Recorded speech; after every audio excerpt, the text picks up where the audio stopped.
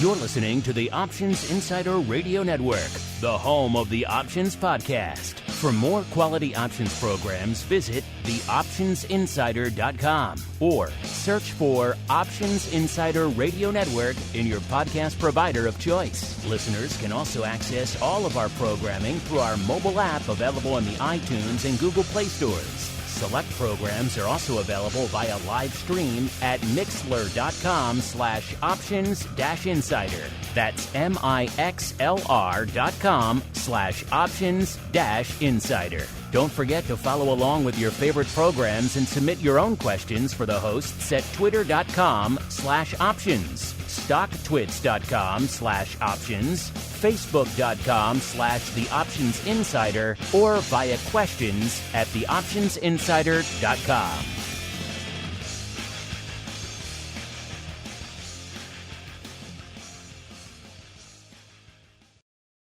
Welcome to the Options Playbook, the program where we break down cutting-edge option strategies and explain how you can incorporate them into your own portfolio. Whether you're looking to grow your capital with some offensive maneuvers or protect your investments with defensive plays, you can find them all in the Options Playbook. The Options Playbook is brought to you by Ally Invest. Anything mentioned today is for educational purposes and is not a recommendation or advice. Options involve risk. Please refer to ally.com/invest/disclosures to review additional risks involved with trading options. Securities offered through Ally Invest Securities LLC, member FINRA and SIPC. Now, let's open the playbook and get started. Hello and welcome to Options Playbook Radio. I'm your host, Brian Overby, Ally Invest Senior Options Analyst and author of the Options Playbook. I should let you know that we are taping on a Fed day today. It is Wednesday, May 4th, and the markets are closed, and the markets rallied hard into the close. I guess they liked what they heard from the Fed today. And what we're going to do is address the fact that, well, maybe there's a potential rally. Maybe we found a bottom. It's just a big maybe overall. A lot of people keep trying to come up with reasons why inflation may have hit a precipice and we may be getting a little bit of a bounce back in the market. The people seemed to believe the Fed when they say that they are not going to, well, they're not anticipating raising interest rates 0.75 of a point next time around. They are looking to do a 50 basis point move, and that has put some steam in the rally. We got the VIX back down around 25 today, and so we're going to do something just based off of that. Another one of those good old FOMO trades. The NASDAQ is the marketplace that's been beaten up probably the most since we've had our little bit of our downturn. A lot of the mega caps. And we saw that when we saw the FANG stocks come out and announce earnings. They really didn't help the marketplace out very much. It started with Netflix, which was a huge speed bump in the marketplace. And then we had a fairly decent down day after Amazon's earnings. And that gets me to last week's trade in Amazon. As always, we kind of like to look at Amazon because Amazon, as far as I can remember, always announces their earnings on the close on a Thursday. That means you have a very expensive underlying stock at this point in time. It is. They're looking to do a 20-for-1 split. But you have an expensive underlying stock that has high implied volatility, and you have option contracts that have 1 day to live. So we usually look at some type of butterfly, and literally last week we said, the market seems to want to be bearish. So for the first time in a while, why don't we just get bearish on Amazon? So we went out basically the expected move to the downside. And we did a very inexpensive butterfly. Butterflies are usually cheap when we're looking at the put side, a little bit more so than the call side because of the way the skew is. But you throw in the high implied volatility, that is caused by the earnings. And yeah, butterflies are going to be cheap. Now, the biggest question is, if you did this trade, did you get out, right? Because we looked at it, and granted, the markets were closed. We did a 1-day butterfly. That meant that the options expired on the 29th. We talked about this trade on the 27th. Uh, and they announced earnings on the 28th, right? So normally you would put this butterfly on a little bit closer to the earnings announcement, but Amazon actually was just all over the place. The market just didn't know how to take all the information in from all the other FANG stocks. And so Amazon was up, it was down, we hugged, we kissed, we cried. I mean, I don't know, there were a lot of emotions going into Amazon's earnings.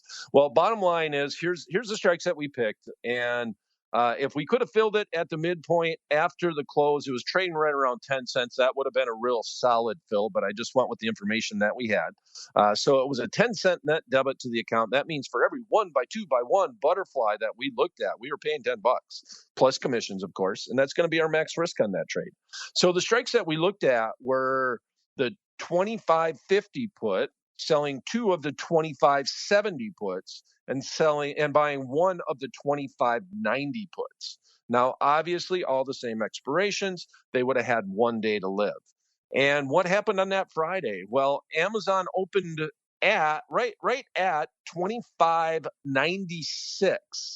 So at that point in time, you're probably thinking about just getting out of the trade because you're really close to being at that strike. And there's with the premium just on the open and where those option contracts were at, you should have been up a little bit on it.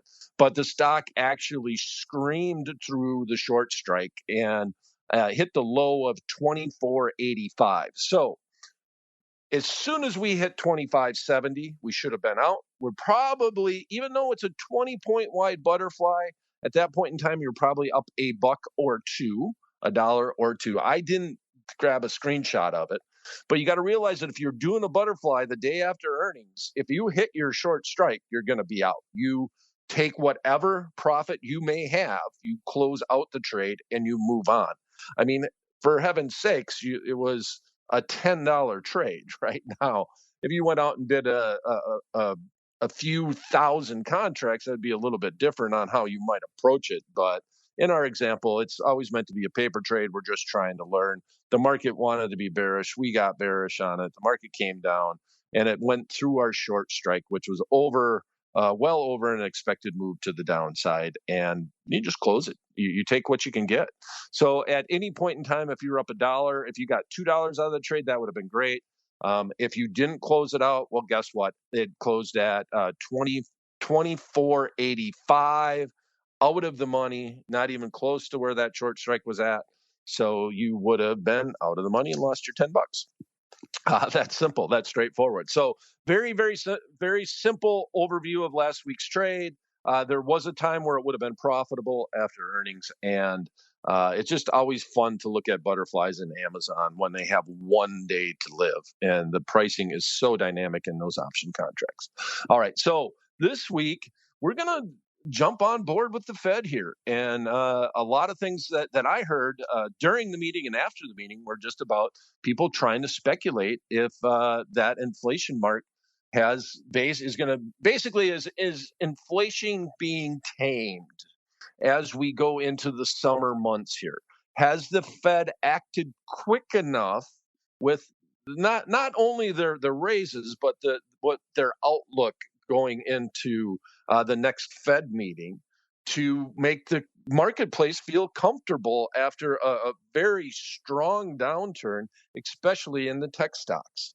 And we have two things that are coming up that not anybody is talking about, which in a normal marketplace would be talked about all the time. We have two of the biggest mega cap stocks, Amazon and Google, looking to do a 20-for-1 stock split. So Google, obviously, I mean Alphabet, we do have two stocks that are going to be splitting because of that, because there's two underlyings, the Class A and the Class C. So you got GOOGL and GOOG. Those stocks are going to be doing a 20-for-1 split, and Amazon's also going to be doing a 20-for-1 split. Now, as most of us know out there, that has nothing to do with the fundamentals of the company at all. But if we're going to go out beyond both of these splits, we're going to hope that this momentum carries in, and we're going to do what I would consider a FOMO trade. Very rarely do we talk about out of the money option contracts and buying them on Options Playbook Radio. But as always, we want to try to work every one of the 40 different strategies, try to find conditions where you might use them. And this is one where I might think about just getting long the NASDAQ because we have these two splits that are happening. The marketplace seems to like what happened with the Fed. So let's go on out. We had a drop in the VIX. That's another thing that happened. The VIX is down around 25, which at this point in time, I'm starting to feel like 25% implied volatility is normal for the VIX, right? I definitely don't think the VIX being normal with, I'm using air quotes, down around the 15% level anymore. So if you look at the 200-day moving average, that's right about where the VIX should be based off of that. So right around that 25% level. So let's go on out and let's make a very simple Options Playbook Radio paper trade for this week. We're going to go and look at the QQQs. We're going to decide, well, what type of bounce back might we be looking for in the QQQs? And we're going to use that to try to pick our strike. And we're going to buy an out of the money NASDAQ. The ETF that tracks the NASDAQ is the QQQ. And we're going to go and buy an out of the money NASDAQ call option. And that just quite that simple. Now, if I'm buying out of the money call options, the one thing that I always want to do with it is I want to figure approximately what type of move I want to look at. And I'm not going to buy the strike of the potential move. I'm going to buy something about halfway there. We're going to look at out of the money option contracts that are going to go out to the August expiration. So we're going to make sure that we're well beyond the splits in both Amazon and Google. And we're going to forecast a 4% rise in the QQQ, which is very feasible. It usually, on a good day, would move about 2%. And that's kind of what we were looking at today, almost a 3% move, actually, in the NASDAQ. So we're not doing anything outrageous, but we also want to manage our risk. So right now, as I mentioned, it is a Wednesday. The markets are closed. We see the the QQQ closed at 329.60. So we'll just round that up. It was up $10.78, which is 3.38% on the day. That's $10.78. We're going to go 6 points out of the money. We're going to use that August expiration, 107 days away. And we're looking at the 336 strike.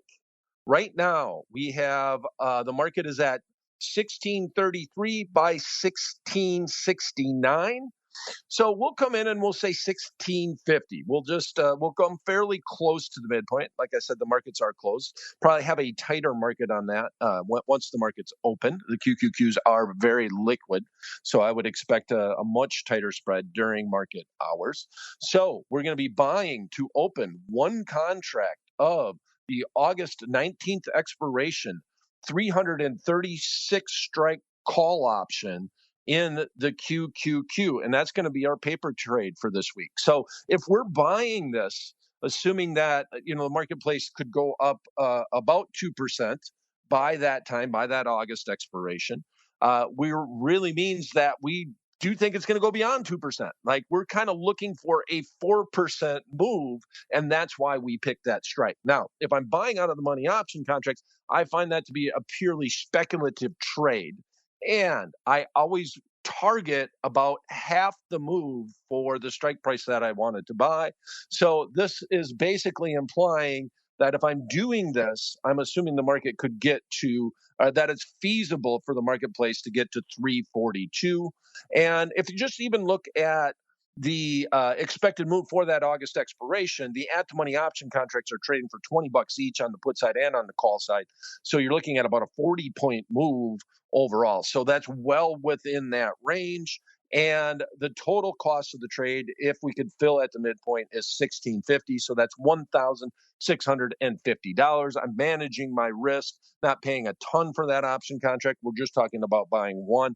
If you wanted to, you could say if I lose half of that, if I lose half of the value that I put into it, I would get out of that trade. I personally would probably just let it ride, because we do have a couple of known events that we want to see what happens. We want to see what happens with Apple or with Amazon and Google going into their splits. And hopefully that will be one of the mega caps that can drive the NASDAQ higher as we go into the summer months. All right, that's going to be it for this episode of Options Playbook Radio. If you have any questions you'd like to answer me, or any topics that you'd like to discuss on the show, please email them to me at theoptionsguy@invest.ally.com. If you'd like to know what we're doing at Ally Invest, just follow me on Twitter. My handle is @Brian Overby, and that's going to be it for this episode of Options Playbook Radio. May all the options that you buy finish in the money, and all the ones you sold finish out. The Options Playbook is brought to you by Ally Invest. Anything mentioned today is for educational purposes and is not a recommendation or advice. Options involve risk. Please refer to ally.com/invest/disclosures to review additional risks involved with trading options. Securities offered through Ally Invest Securities, LLC, member FINRA and SIPC.